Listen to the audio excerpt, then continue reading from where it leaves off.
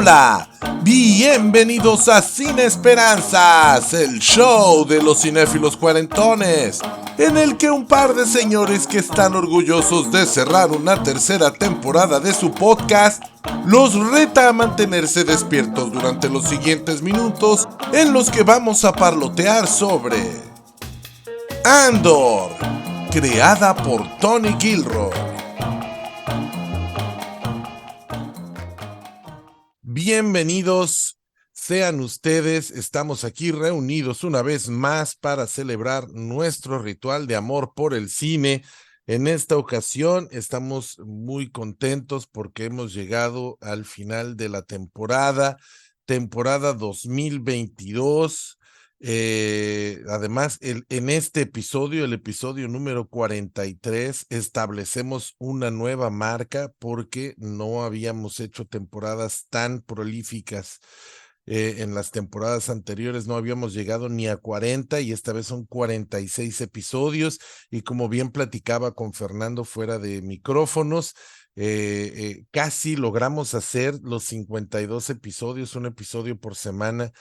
Obviamente pues tenemos que si vacaciones, que si enfermedad, que si se nos olvida subirlo, que si no nos da tiempo a editarlo, y eso no nos ha permitido tener ese ritmo de producción, pero para hacer algo que hacemos como una actividad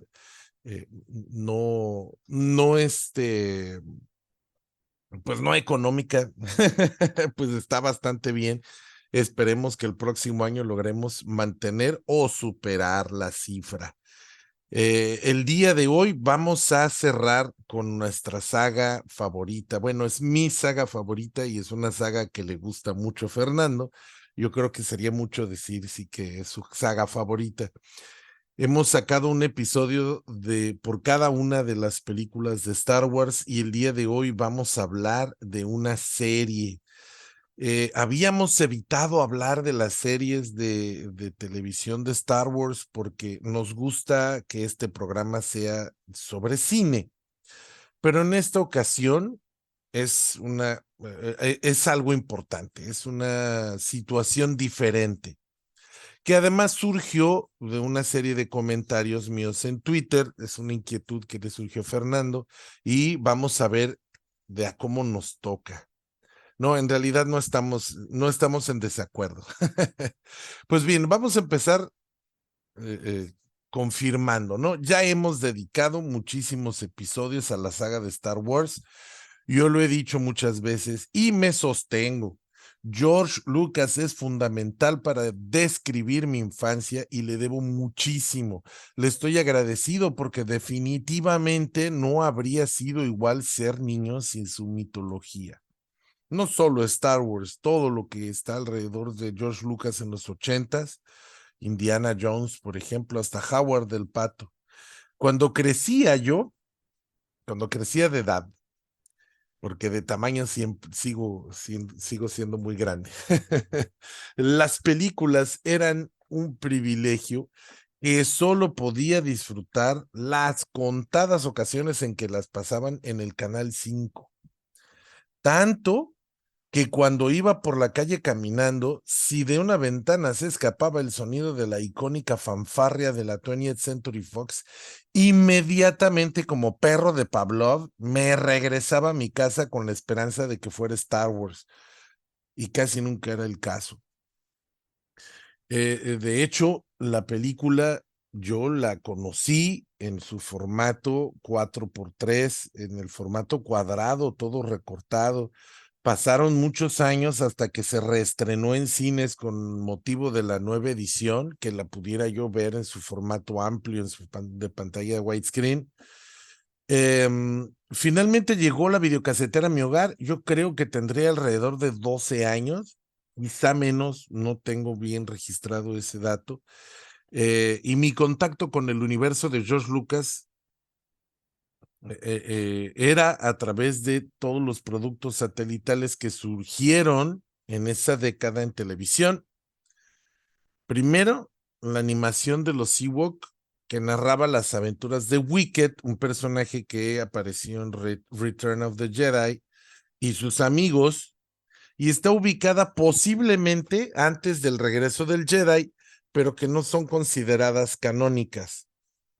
La otra animación se llamaba Droids, Androides, y nos narraban las aventuras de C3PO, bueno, Tripio para los cuates, y R2D2 antes de llegar al TANTIP 4 al inicio de la saga de Star Wars.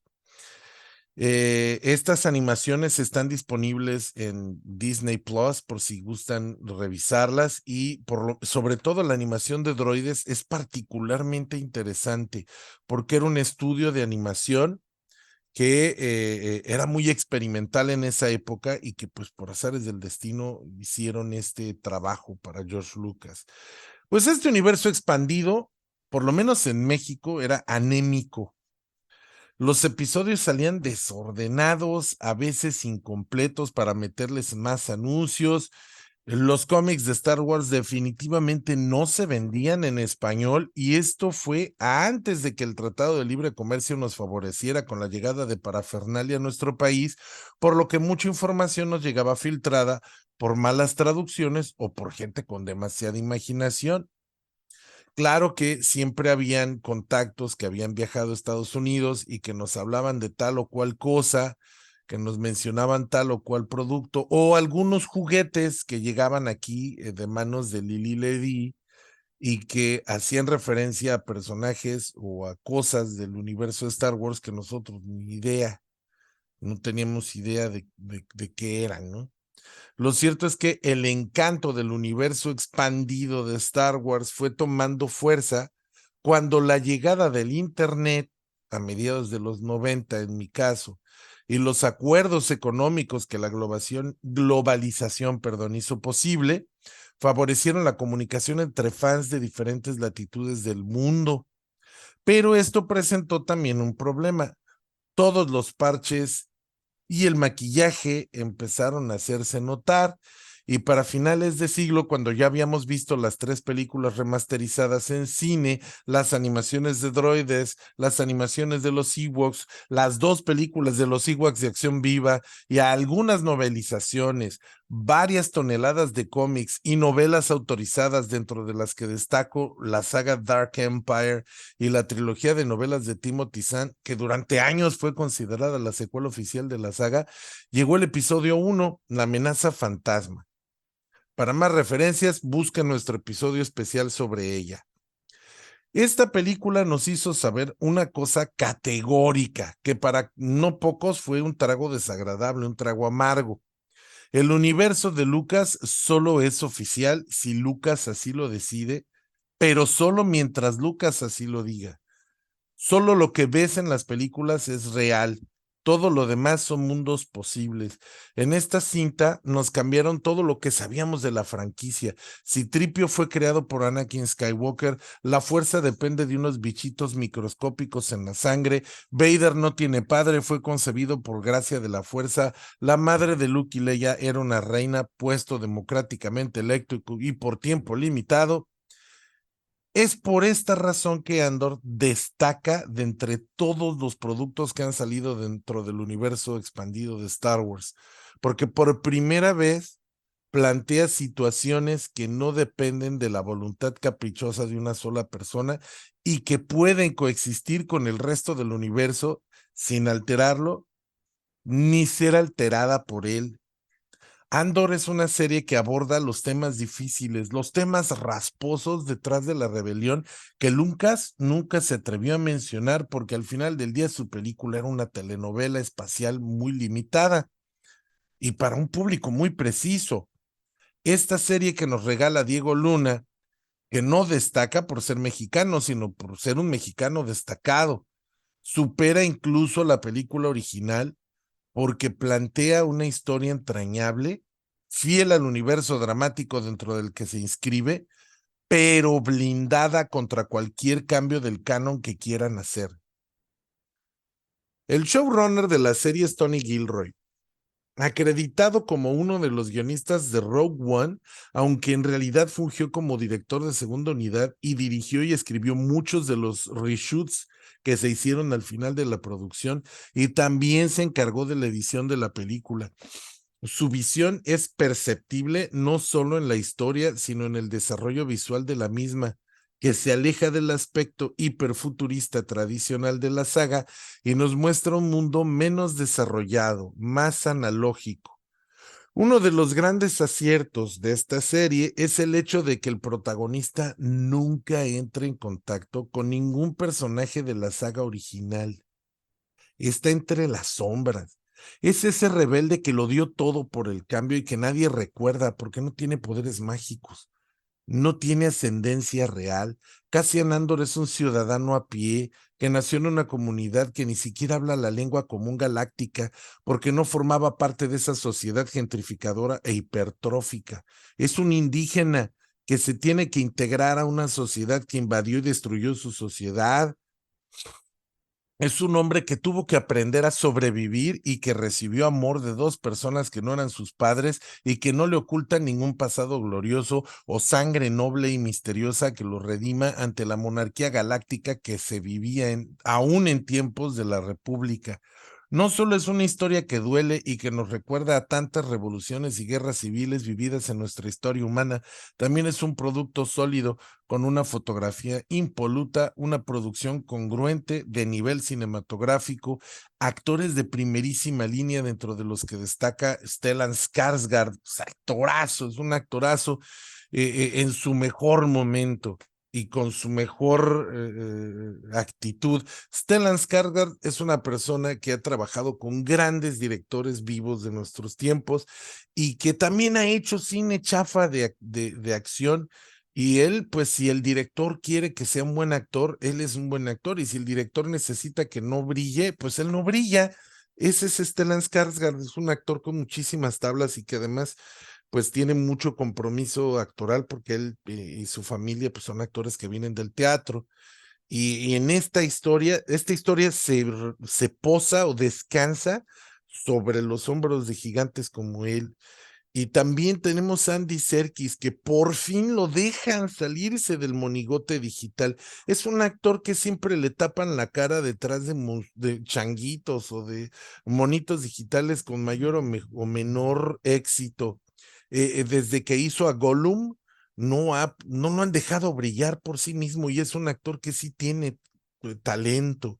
Y me parece que en esta ocasión por fin logra tener la oportunidad para demostrarnos que no es una caricatura, que tiene tablas histriónicas que justifican su fama y que puede hacer personajes que no son así estrambóticos y explosivos y simiescos, que sí puede hacer personajes humanos con mucha profundidad interna, con miedos, con amor, con sensibilidad humana. Y a mí me encantó, yo creo que este es uno de sus mejores trabajos que yo he visto, por lo menos. Está la encantadora Fiona Shaw, una actriz inglesa que también tiene ya muchísima trayectoria. Yo la conozco más de comedia, pero no desentona en ningún momento. Por ahí hay una anécdota que voy a contar más tarde sobre una palabrota que censuraron en la versión final, porque finalmente es Disney, ¿no?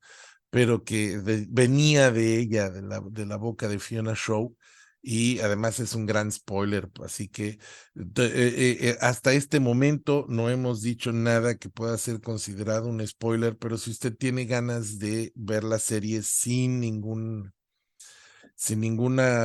información que le arruine su experiencia, puede detener aquí el podcast porque mi compañero Fernando y yo vamos a empezar a profundizar en detalles de la trama y en detalles que podrían ser considerados spoilers.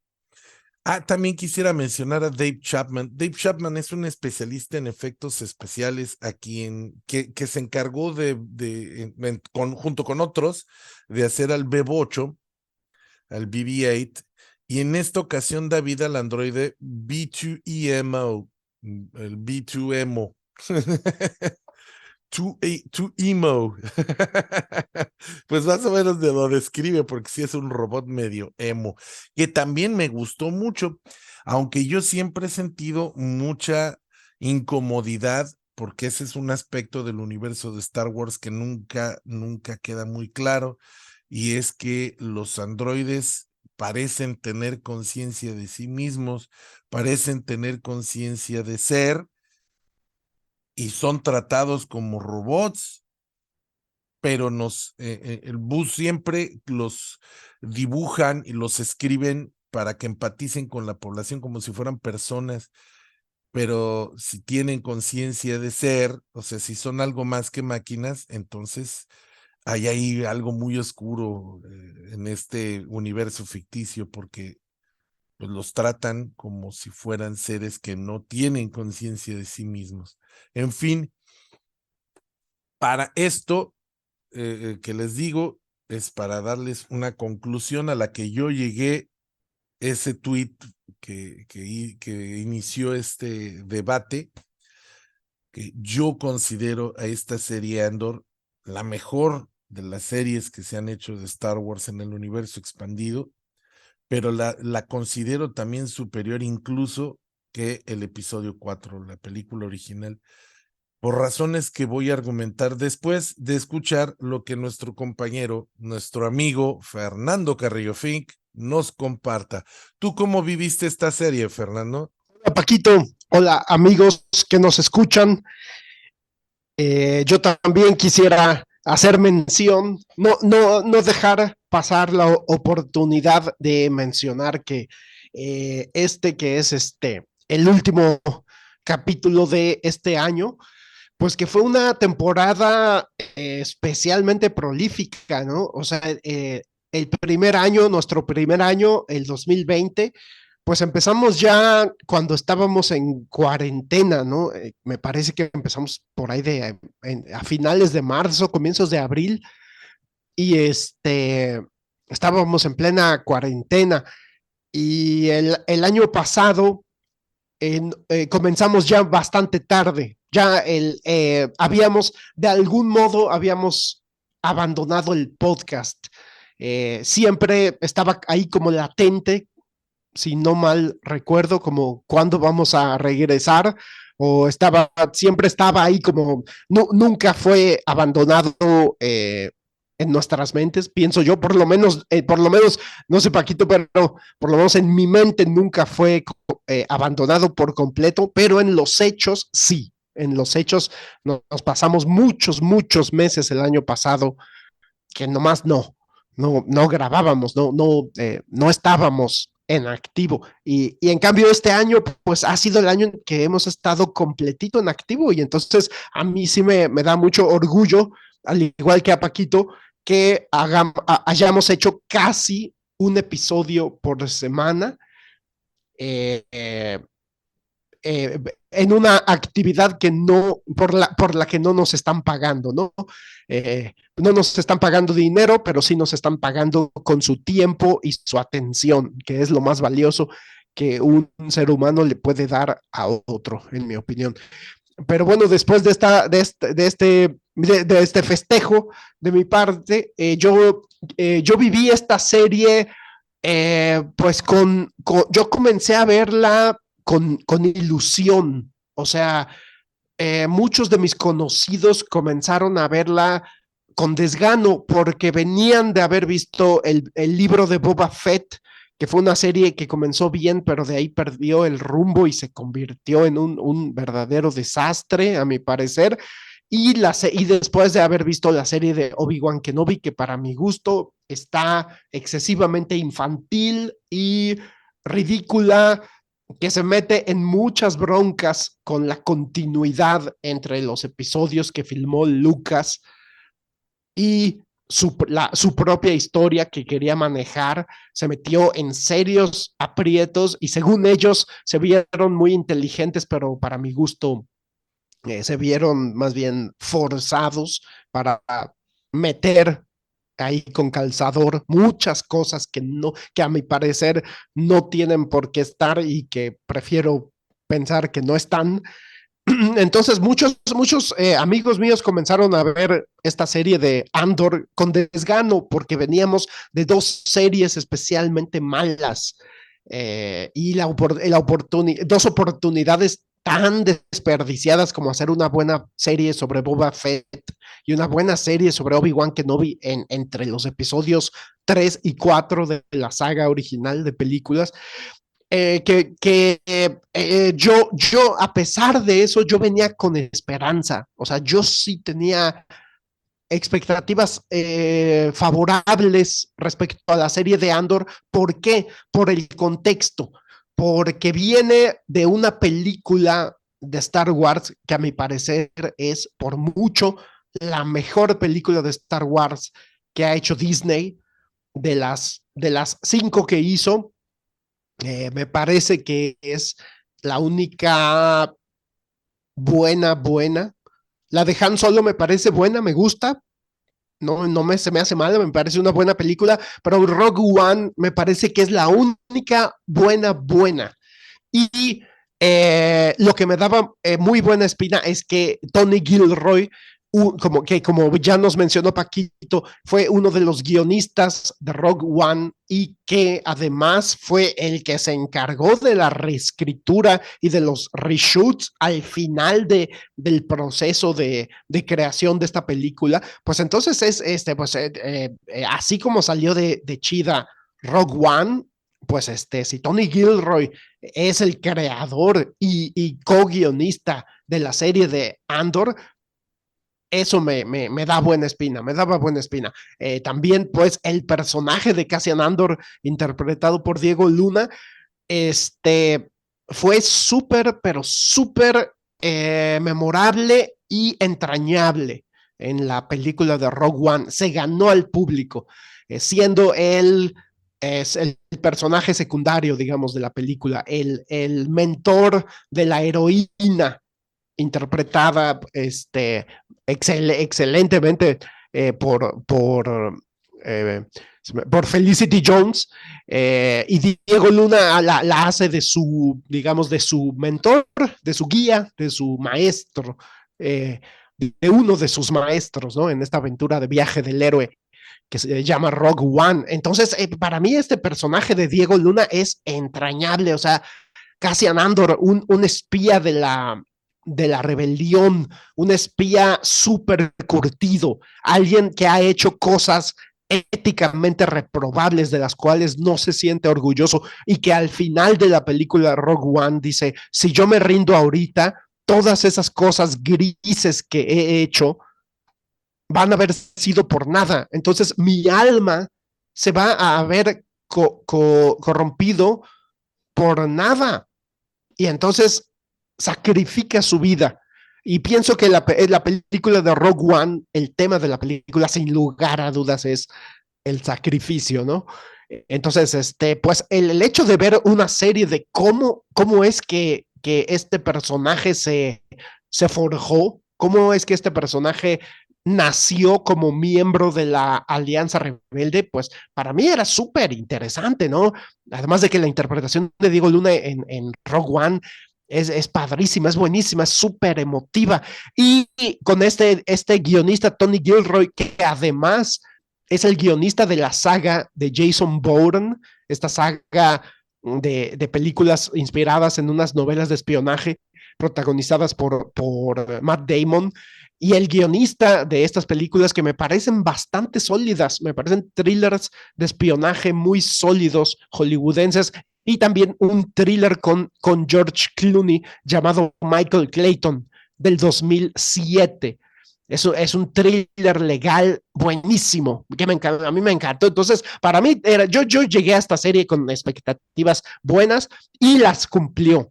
Para mí, las cumplió. Me parece que es una serie que también habla sobre el sacrificio y sobre eso voy a hablar en mi segunda participación.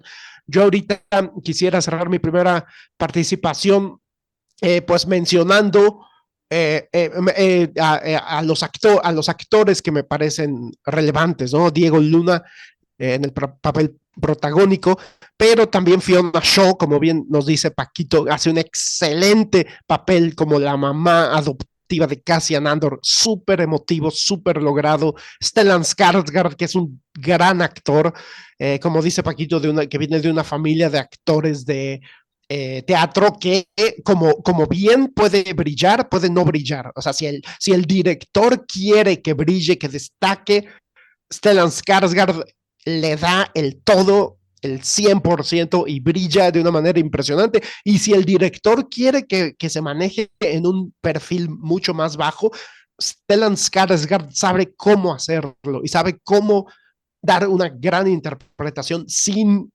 estar en un perfil alto, estando en un bajo perfil. Es un actorazo, es un gran actor y me parece que le dieron en líneas de diálogo, momentos de diálogo, escenas dramáticas de confrontación muy logradas. También a Genevieve O'Reilly, que sale como Mon Mothma, Mon Mothma es el único personaje como, bueno, no sé si el único, creo que hay otros por ahí, me parece. Sí hay otros. Hay un general o comandante del imperio que ha salido como personaje muy pequeño en otros productos de Star Wars y que aquí también sale. Ya un miembro del imperio ya grande de edad, no, ahorita voy a investigar cómo se llama, ese sale en la trilogía original, sale en la primera película de Star Wars, pero Mon Mothma es pues como el único personaje de la trilogía original y de Rogue One que brilla bastante, o sea, que tiene su propia subtrama, que tiene su propia historia, su propio arco dramático dentro de la serie. Y me deslumbró, sinceramente. Me parece que haber incluido a Mon Mothma, esta lideresa de la rebelión, es una líder de la Alianza Rebelde en los otros productos de Star Wars, pero aquí estamos viendo también sus comienzos. La estamos viendo aprender a ser rebelde y me parece que el guión le da a Mon Mothma material de sobra para brillar, para lucir, para que el público se sienta comprometido y emocionado, o más bien emotivamente, emocionalmente afectado por los conflictos de Mon Mothma. Pero bueno, le voy a regresar el micrófono a Paquito, este, porque me interesa mucho saber lo que opina sobre la historia en sí, o sobre lo que él quiera hablar sobre la serie. Gracias, Fernando. Pues fíjate que de entrada, la película de Rogue One para mí también es una de las mejores, bueno, no, es la mejor película que hizo Disney de Star Wars y se circunscribe entre las mejores de todas las películas de Star Wars. Era una película que cumplía la expectativa de los fans de ver elementos de las películas originales, porque sí hay cameos en Rogue One, pero al mismo tiempo la película subsiste por sí misma. No es, los cameos no son la película. Rogue One, por ejemplo, incluye un personaje del universo expandido muy oscuro, que es Saw Gerrera, que su nombre obviamente está inspirado en el Che Guevara y que su personaje está obviamente inspirado en todos estos luchadores de la libertad, libertadores, que viven siempre al margen de la ley y que mueren luchando por lo que ellos consideran una causa y que para un grupo son considerados terroristas, extremistas, y para otro grupo son considerados héroes. Y este personaje que se originó en la serie animada de Dave Filoni de Clone Wars tenía un papel aquí importante, aparecía además personajes como el almirante, no, el Gran Moff Tarkin, con una serie de técnicas computarizadas muy modernas, con ciertos, con sus bemoles, pero lograron poner a un Peter Cushing ahí haciendo papelito, a un Peter Cushing digital. Salía la princesa Leia, salía Darth Vader en una de sus mejores escenas en toda la serie. Entonces estaban ahí esos personajes, incluso del cara de cochino, es que yo no sé su nombre, pero siempre le dicen Pig Face, que es el personaje con el que Luke tiene un altercado en la cantina y que pierde el brazo por el sable de Obi-Wan. En la única escena en la que un lightsaber cercena un brazo y deja sangre. Es la única escena en toda la saga que el lightsaber no cauteriza la herida. Y él sale, Pig Nose sale hay un cameo, pero la película no eran los cameos, la película era tan interesante que los cameos nada más eran como cerecitas, como echarle lunetitas a un pastel muy rico. Tenía personajes que no se nos iban a olvidar. El personaje de Jean Erso no vuelve a salir en nada, no la mencionan en nada más y se sostiene. Es un personaje que es conocido, que tiene sus muñequitos, que tiene su mitología, Cassian Andor, no solo porque teníamos insisto, no solo porque tenemos el apego emocional de que es mexicano y de que habla con un acento mexicano, porque él quiso hablar con un acento mexicano, él considera que era ridículo que en una galaxia no hayan diferentes acentos y está genial, sino porque además es un buen actor siempre y también es buen director. A mí me parece que su trabajo como director es logrado. Entonces la película que ya hablamos de ella durante una hora en su episodio en particular, pero es una de las películas que más alabamos nosotros. Es una de nuestras consentidas. Pero a mí lo que más me gusta de Rogue One es que nos abre los ojos a una cosa importantísima. La rebelión no era un asunto de sangre, no era un asunto de nobleza, no es quién es más legítimo rey. No, no se trata de eso la rebelión. La rebelión no se trata de quién es el legítimo dueño del trono. Y un poco es lo que nos vende George Lucas. Yo no sé por qué, pero George Lucas toda la historia parece reemplazar un tipo de monarquía con otro, porque conforme va construyendo la saga de precuelas, ya Luke ya no solo es un guerrero monje, ahora Luke es hijo de alguien que fue generado por la fuerza y su poder está en la sangre. Esto que hicieron en la trilogía final de Disney que no nos gustó es recuperar eso. Decir Rey es especial porque tiene sangre de Palpatine. El episodio 1 nos dice, es que es especial porque en su sangre tiene bichitos. Entonces la cosa es como esta idea de que sí existen hombres más importantes que otros por donde se originan.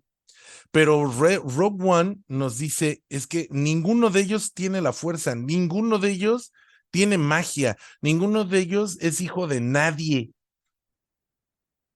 Todos son personas comunes que sobreviven este imperio, porque Luke es un personaje que vive en una granjita y que él lo que le pesa es ser común. A Luke lo que le pesa es estar metido en una vida común y aburrida, porque Tatooine no es un planeta que esté particularmente dominado por el imperio, porque es un planeta controlado por los Hutts.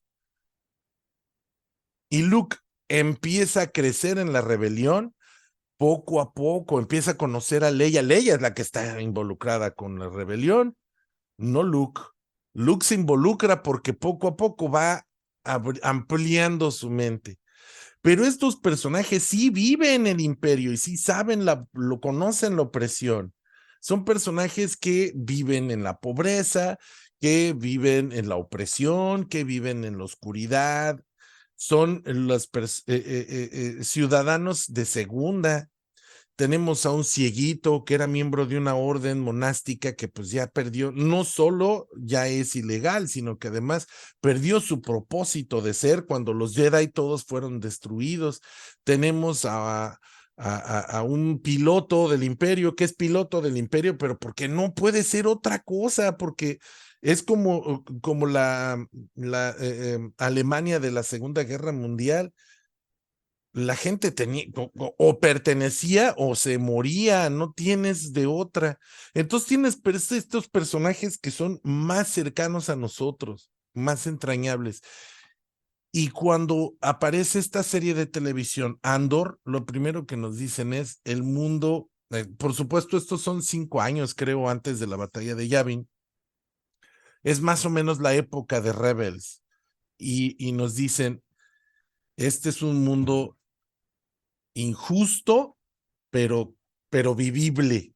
La gente está siendo dominada por el imperio, pero si tú te alineas y no le haces mucho de tos, puedes vivir tu vida sin broncas.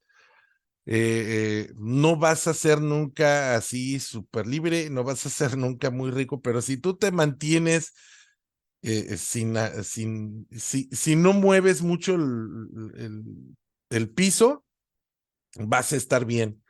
Y Andor, lo que único que quiere es encontrar a su hermana. Pero como en este mundo hacer muchas preguntas y moverse por esos, en ese nivel, pues llama mucho la atención, pues él se va metiendo en problemas, se va metiendo en problemas y las cosas van escalando. Y empezamos a rascarle un poco a la pared y empezamos a descubrir que detrás de la pintura que vemos hay una pintura más vieja y más fea. Entonces, a mí Andor me parece relevante porque Andor no tiene poderes, Andor no es ni siquiera particularmente hábil, es una persona normal que se ve poco a poco inmiscuida en una rebelión, en esta rebelión que se está fraguando en la oscuridad y entre las sombras, del mismo modo en que el surgimiento de los Sith se fraguó. Y entonces nos empiezan a presentar a todos estos elementos que están detrás de la rebelión. Cuando nosotros llegamos al episodio 4, la rebelión ya está ahí. Y es más, asumimos que son los gobiernos de los planetas que no quieren o que se rebelan al imperio, pero en realidad no, la rebelión es una organización que se hace satelital a la sumisión al imperio. O sea, Mon Mothma era una senadora hasta que el emperador disuelve el Senado al principio del episodio 4. El papá de Leia, Bail Organa también sigue siendo senador y trata de arreglar el mundo desde el Senado hasta que disuelven el Senado y muere con la destrucción de Alderaan. Y So Guerrera nunca, su facción nunca se termina de unir, o sea, nunca se fusiona realmente con la rebelión hasta que los destruyen en Rogue One. Entonces, una serie de mucha gente que tiene que dar su vida para que la galaxia, primero, se dé cuenta del nivel de opresión en el que están sumidos, porque la mayoría de las personas, como en la vida real, aprende a sobrevivir. Entonces, los primeros sacrificios son para que la gente se dé cuenta de que están siendo oprimidos. Y este personaje de Luthen lo dice muy bien. Tenemos que provocar al imperio para que el imperio empiece a ahorcarnos, porque si la gente no ve que lo están ahorcando, no va a darse cuenta de todo lo que ya de todo lo que hemos entregado para vivir en paz. La gente va entregando cosas con tal de vivir en paz y no se da cuenta del nivel de control que tiene el imperio sobre ellos. Y Luthen está armando este desastre y está promoviendo estas insurrecciones para que el emperador se vea forzado a subirle al nivel de opresión y que la gente diga, ah, esto yo ya no lo tolero. Todo esto que te estoy diciendo, yo no lo veo en Obi-Wan. En la serie de Obi-Wan nos presentan el mundo en el punto más feo de opresión del imperio, cuando el imperio se empieza a establecer, cuando el imperio tiene estos inquisidores cazando gente, y yo no veo eso. Yo veo a la gente bastante X, como muy plana. No veo esa profundidad, esa crítica tan profunda al sistema. Es más, tan no se ve que Darth Vader tiene que llegar a ridículos, o sea, a mover a flotilla entera persiguiendo una persona para que exista un conflicto, porque la verdad es que nunca entiendes cuál es la bronca. Es más, la gente vive como muy normal. No hay mucha reacción, no hay mucha reactividad social.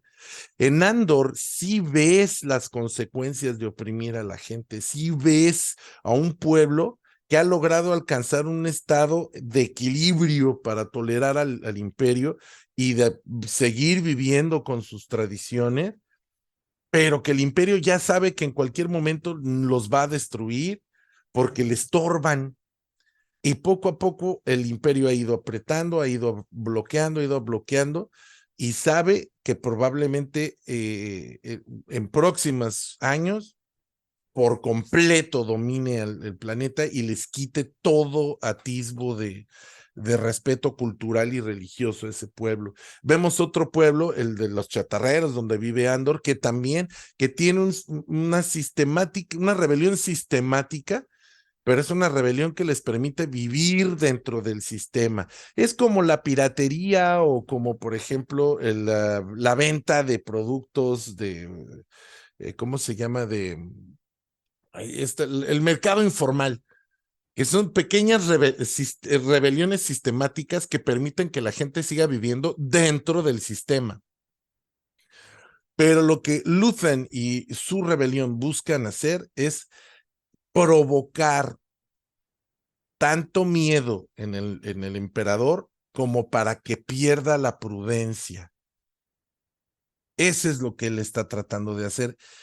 Y eso es algo, una característica que nosotros le habríamos atribuido a los Sith, provocar el miedo para desestabilizar al enemigo.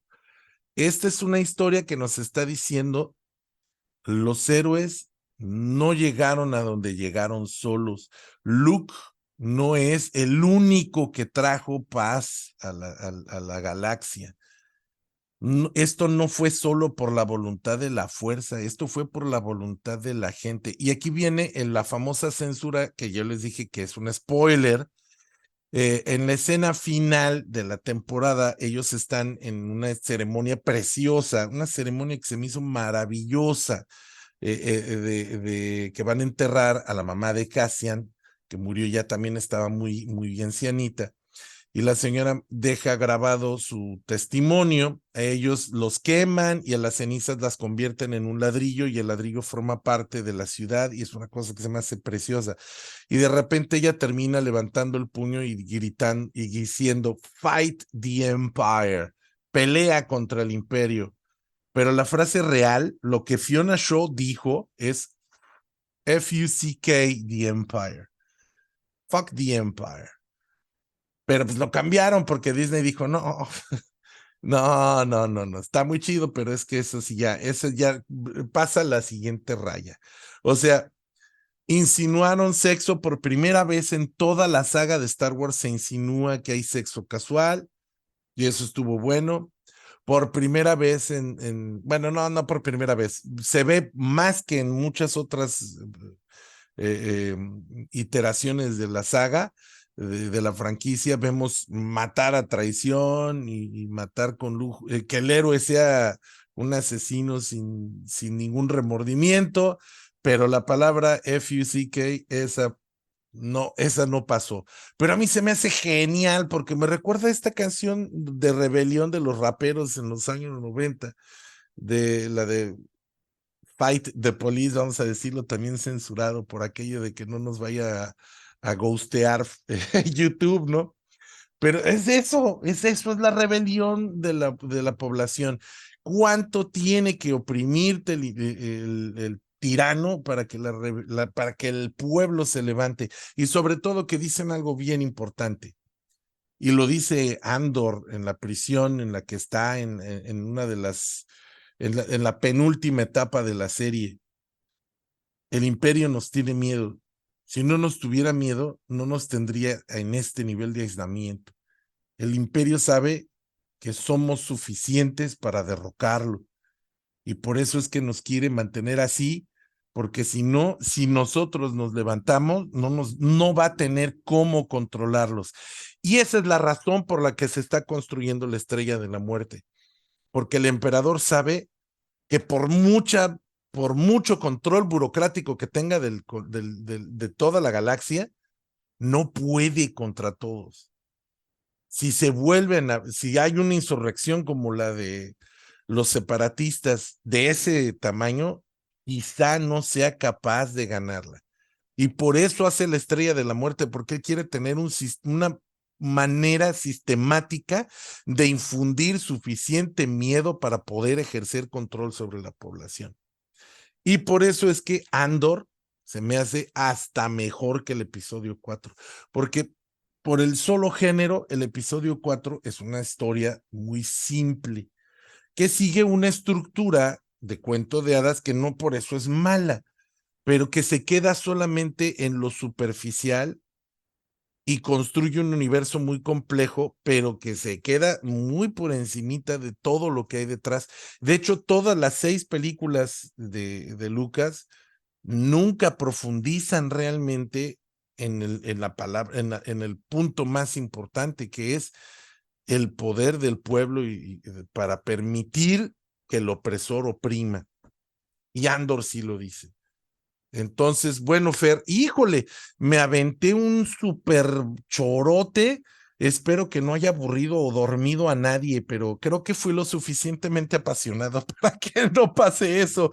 Fernando, te devuelve el micrófono, échale de tu ronco pecho. Gracias, gracias Paquito. Y bueno, yo pienso que todo lo que dices no es aburrido, no es digno de dormirse, sino todo lo contrario, es digno de reflexionar. O sea, definitivamente que sí, Andor, esta primera temporada es lo más complejo que ha habido de Star Wars, sin lugar a dudas. Muy por encima de la trilogía original, muy por encima de las precuelas que me parece que que manejan un cierto grado de complejidad en cuanto a la corrupción emocional, por decirlo de algún modo, de los Jedi, es decir, la soberbia que termina siendo su perdición momentánea, por lo menos la soberbia, el afán de conseguir poder. Pienso que las precuelas tuvieron un buen grado de complejidad, considerando que son productos juveniles y para las masas. También las caricaturas de Dave Filoni, creo que de repente por aquí, por allá, tienen buenos grados, alcanzan buenos grados de complejidad temática, pero nada lo había logrado con la profundidad y con la seriedad que esta serie de Andor. En eso estoy totalmente de acuerdo contigo, porque en efecto, por primera vez nos muestran al pueblo viviendo en condiciones de verdadera opresión.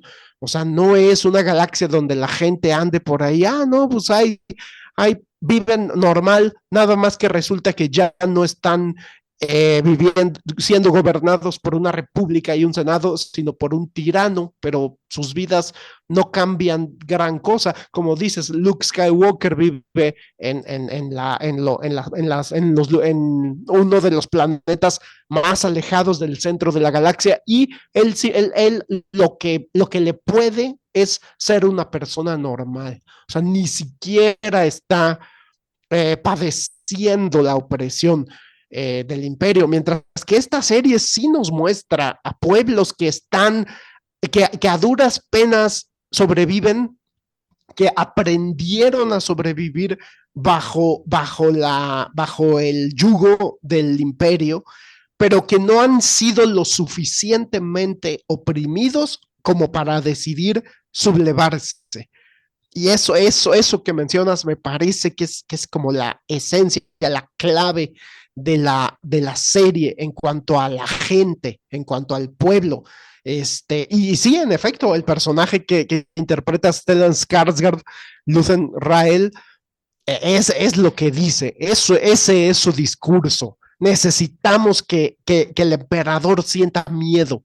Necesitamos que el emperador vea riesgo de perder su control y entonces realmente oprima al pueblo de una manera que el pueblo diga, así ya no puedo ni siquiera sobrevivir.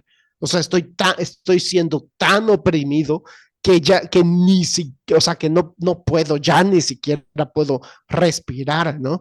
Y entonces haya una verdadera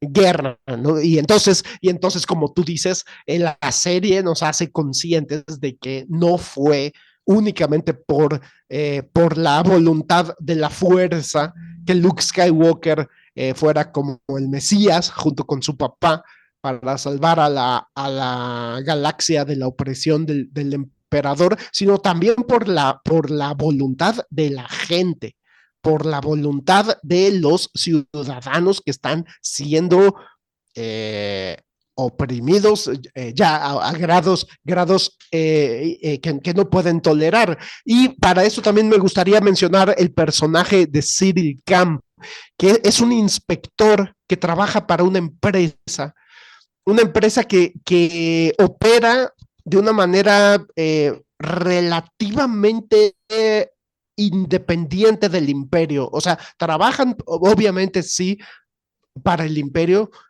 pero han mantenido el control y la supervisión del imperio, la han mantenido al mínimo. Y este evento, y voy a decir el spoiler, este evento que sucede al mero comienzo de la serie, que Cassian Andor se ve obligado a matar a dos empleados de esta empresa llamada Preox Morlana, que también son inspectores. Eso desata todo, porque este personaje, Cyril Cam, que también es inspector, pues se dedica, empieza a hacer una cacería humana en contra de Andor, pero esto nos lleva a un enfrentamiento armado en este planeta. Entonces eso provoca que el imperio se fije en ese planeta y mande emisarios a tener un control militarizado del planeta, de esta ciudad donde vive la mamá de Cassian Andor. Entonces, esto, pues creo que es como un microcosmos, ¿no? Esta ciudad donde estamos viendo que sucedió esto, que hubo actos violentos, hubo enfrentamientos por esta situación que desató Cassian Andor. El imperio inmediatamente manda a su gente, ¿no? O sea, inmediatamente dice, a ver qué está pasando. El servicio de inteligencia, que también me parece una subtrama interesantísima, el servicio de espionaje del imperio también manda gente a este planeta, pues le echan el ojo al planeta y están ahí en esa ciudad, ya se siente la presencia del imperio. Por eso la mamá es importantísimo, como dice Luthen, es importantísimo que provoquemos este miedo en el imperio, que provoquemos que haya sucesos como estos, sucesos violentos de rebelión, actos que le provoquen suficiente miedo al imperio como para apretar el pescuezo de la ciudadanía aún peor. O sea, que de verdad se sienta, que la gente de verdad sienta que está siendo sometida y que no empiecen a ver este sometimiento como algo normal, sino que realmente lo sientan. Y entonces, pues eso provoca un clímax, un último capítulo que estoy de acuerdo contigo, Paquito, es espléndido este ritual, esta ceremonia, esta procesión que viene antes del caos, antes de que se desate este pandemonium que cierra el capítulo y la temporada. Eh, y y el discurso de la mamá de Andor, ¿no? Que le da, ya muerta, ya desde el más allá, les da un discurso porque lo dejó grabado, ¿no? Entonces dejó grabado un discurso y enfrente de todo el pueblo, enfrente de los soldados, de los Stormtroopers, enfrente de todos, la mamá de Cassian da un gran discurso y me parece interesante lo que mencionas de que censuraron al final la palabra F, la palabra F. Yo esa palabra es interesante como, por ejemplo, en otras franquicias que también son como, pues, para adolescentes y adultos, ¿no? y que también las pueden ver los niños, como Batman y el 007. Es una palabra que no se habían atrevido a usar. En la de 007 la usaron en el 2012 y en el 2021, pero nunca antes habían usado esa palabra. En la de Batman jamás habías escuchado la palabra F, pero la escuchamos aquí por fin en esta película que es más para adultos con esta película de Matt Reeves con Robert Pattinson, pero en Star Wars yo siento que, híjole, independientemente de que sea de Disney o no, pienso que a mí me hubiera roto un poco la ficción. Porque a pesar de que hablan en inglés, a pesar de que en la franquicia se usa mucho slang, por ejemplo, en la película, en el episodio 8, Yoda se refiere, dice que los libros de los Jedi no son page turners, o sea, que no son de esos que te tienen dando la vuelta a la página de tan rápido, de tan interesado que estás en la lectura. Entonces, eso de page turner es un término súper mundano, gringo, ¿no? Hay mucho slang gringo en Star Wars, pero la palabra con F, híjole, para mi gusto, hubiera roto la ficción para mí. Yo no quisiera que esa palabra existiera en esa galaxia tan alejada y, en tiempo y espacio de la nuestra. O sea, es hace mucho tiempo en una galaxia muy lejana. Y si allá, entonces, y en ese lugar existía la palabra con F, a mí me rompe la ficción, pero en cambio, el hecho que haya dicho fight the Empire, luchen contra el imperio, me parece más efectivo y me parece más, pues más acorde al universo de Star Wars y más dramático y genera una sublevación, ¿no? Subleva ahí caos en la ciudad y los Stormtroopers se ven obligados a matar gente y estamos viendo Stormtroopers que sí le atinan a sus objetivos, ¿no? O sea, no estamos viendo Stormtroopers que además disparan y de repente los matan, no, estamos viendo Stormtroopers matar gente, como dice Paquito, al ciudadano de a pie. Y todo esto originado por un evento desafortunado en el que Cassian Andor tuvo que matar a 2 inspectores de una empresa. Entonces, como dice Paquito, no es que Luke Skywalker sea de repente por fuerza de la, por gracia de la fuerza, de repente el que salvó a la galaxia nada más por su único esfuerzo, sino que ya había todo un movimiento de rebelión y aquí en esta serie nos están mostrando el origen. Y como dice Paquito, ya vimos en Rogue One, en la película, vimos morir a So Guerrera,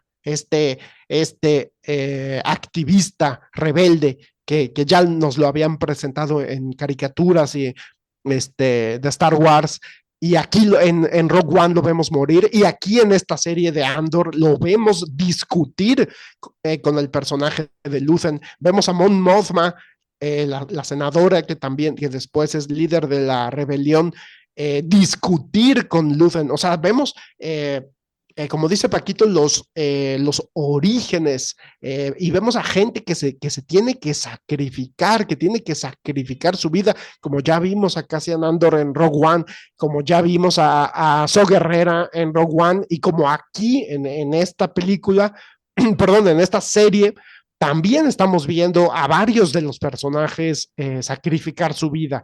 Y el personaje de Luthen que dice... ¿qué sacrifiqué? Lo sacrifiqué todo. Y no se ha muerto, está vivo, pero en cierto modo nos está dando a entender que está muerto en vida. En cierto modo nos está diciendo, sacrifiqué mi vida, porque ya no tengo nada más que la rebelión. Y me parece que Cassian Andor al final de la temporada hace exactamente lo mismo, sacrifica su vida. O sea, O sea, deja a sus seres queridos, los hace a un lado y les dice, yo los busco, claro que no los va a buscar, claro que no los va a volver a ver en su vida, a sus seres cercanos con los que creció, se pone su vida, su destino lo pone en manos de Luthen y le dice, mátame o reclútame, pero entiendo que tengo que hacer este sacrificio.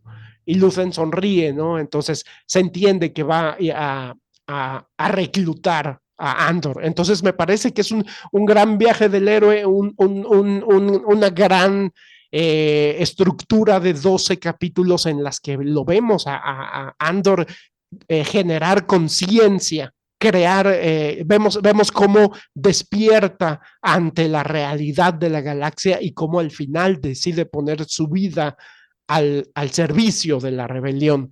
Y ese se me hace como el máximo sacrificio posible. Y sí, entonces, en ese sentido, estoy completamente de acuerdo contigo, Paquito. Este es el mejor producto que se ha originado de la saga de Star Wars. Y con eso concluyo mi participación. Muchas gracias, Fernando. Estuvo muy bueno este episodio. Yo lo disfruté mucho, por lo menos espero que la gente lo disfrute también. El último episodio del año, y es una serie que yo disfruté mucho. No quiere decir que no me guste The Mandalorian. A mí hasta me gustó The Book of Boba. Realmente no se crean que soy tan exigente, pero esta serie me hizo pensar que todavía hay productos interesantes que pueden venderse en el universo de Star Wars. No es que yo no creyera que pudiera haber productos interesantes, sino que lo que yo no creyera que hubiera gente dispuesta a invertir en productos interesantes en el universo de Star Wars, porque lo que nos han ido demostrando a lo largo del año es que están más preocupados por irse por el camino fácil, y a últimas el camino fácil está terminando por costarles muy caro, porque Disney está en una crisis, no ha podido recuperar todas las inversiones que ha hecho, quiso crecer desmedidamente y se está saliendo de control, y muchos productos hechos al vapor están empezando a sacar están empezando a sacar el cobre. A mí, Obi-Wan, me parece que está entretenida, pero no es la serie que yo hubiera querido ver de Obi-Wan Kenobi. Es una serie barata, que pudo haber escrito un fan. Entonces, esta película, esta serie en particular, Andor, me da esperanzas de que se pueden hacer cosas importantes, cosas interesantes dentro del universo. Y por supuesto, Dave Filoni es nuestro pastor, como dicen los de la sombra del imperio. Filoni es mi pastor y con él nada temeré, pero habrá que ver qué nos depara el futuro de Star Wars. Yo lo dije una vez y lo diré siempre, George Lucas hizo mi infancia y le voy a comprar lo que sea que lleve su nombre porque se lo merece. Él me hizo muy feliz de niño y yo quiero retribuirle con dinero, que es lo único que le puedo dar. Quiero dedicar este episodio a mi hijo o hija, más bien mi hija, porque no sabemos, que probablemente estará naciendo alrededor de las fechas en las que se publique este programa. Quizá después, muy probablemente después, pero quiero dedicarle este episodio porque es el último del año y porque yo le dedico el episodio al que yo quiera. Ay, también quiero mandarle un saludo a nuestros sospechosos comunes, a los que han estado todos estos años compartiendo con nosotros desde Facebook, desde YouTube, desde Spotify, que incluimos este año. Aunque en Spotify no tenemos views, yo nomás lo estoy poniendo por pura disciplina, ¿eh? No tenemos, bueno, no tenemos escuchas, pero lo pongo por disciplinado. Queremos recordarles que un oyente es suficiente para que nosotros tengamos la voluntad de seguir haciendo este programa. Sobre todo agradezco a las personas que nos comentan, en particular Abraham González, él sí procura comentar en todos los episodios o en los que le llaman la atención en YouTube. Y les insisto, no se trata de que estén de acuerdo con nosotros, sino de que sean respetuosos. Pueden decirnos, no estoy de acuerdo, estuvo aburridísima, no me gustó. Pues se vale, porque esto es subjetivo, esto parte de la experiencia personal de cada quien. Lo único que les pedimos es que sean respetuosos y que argumenten sus comentarios, porque de esa manera a lo mejor nos pueden hacer cambiar de opinión. Nosotros estamos abiertos, no consideramos ser poseedores de la verdad. También quiero mandarle un fuerte saludo a Carolina, mi mujer, que es la persona que me permite estar aquí, que me permite gastar 1, 2 o 3 horas de mi vida para hacer el programa, que además es mi más fiel fan porque ella sí está ahí en el estreno del episodio. A veces la única persona que ve el estreno del episodio es ella y merece que le mande un abrazote y todo mi cariño y mi amor. Y bueno, vamos a cerrar este episodio deseándoles feliz Navidad, feliz Año Nuevo, que el 2023 les sea leve y que nos agarre confesados, pero recuerden que cuando el imperio nos oprime, lo que tenemos que hacer es fight the empire.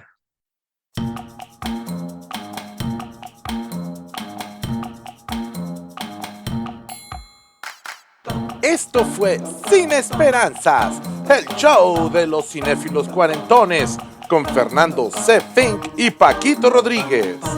Puedes escucharnos en nuestra página de Facebook, nuestro canal de YouTube y ahora también en Spotify. ¡Hasta la próxima!